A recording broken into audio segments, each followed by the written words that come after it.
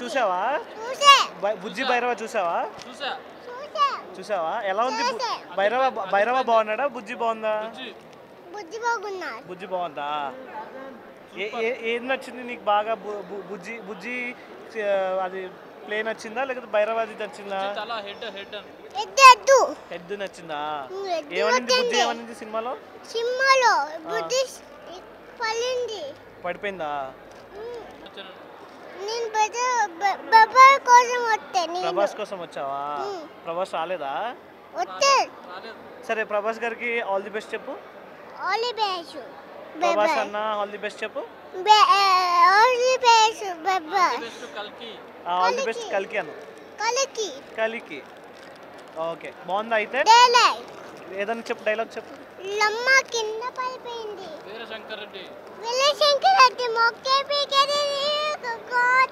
Okay, బాగుంది. సరే, బుజ్జి నచ్చింది కదా నీకు? ఓకే, చూసారా బ్రో బుజ్జి అండ్ భైరవ? చూసాం. ఎలా అనిపిస్తుంది?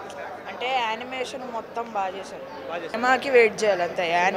సినిమాకి సో ఏది బాగా నచ్చింది? బుజ్జి నచ్చిందా భైరవ నచ్చిందా? ఇద్దరు బాగానే నచ్చారు బ్రో. ఇద్దరి మధ్యలో ఆ బాండ్ మొత్తం బాగానే చూపించారు. సో ఇంకా ఏ పార్ట్ బాగా నచ్చింది ఎపిసోడ్ మొత్తంలో బుజ్జి భైరవ కలిసింది మాత్రం బాగా నచ్చింది. బాగుంది. అంటే ఇంత చాలా వెయిట్ చేస్తున్నాం దీనికోసం. ఇప్పుడు ఇది ఒక చిన్న ట్రైలర్లో వేశారు. ఒరిజినల్ ట్రైలర్ కోసం వెయిటింగ్ మేము. బాండింగ్ చాలా బాగుంది ఇద్దరిది. సో ప్రభాస్ అయితే మేము చాలా వెయిట్ చేస్తాం 27 జూన్లో. హిట్ కొడతాం ఖచ్చితంగా. ఇద్దరు కలిసింది అయితే మాత్రం ఎపిసోడ్ చాలా బాగుంది అది. సో ఇంకా నెక్స్ట్ ఇంకా వెయిట్ చేస్తున్నాం. ఎపిసోడ్స్ ఉన్నాయన్నారు. We are waiting to see the further episodes.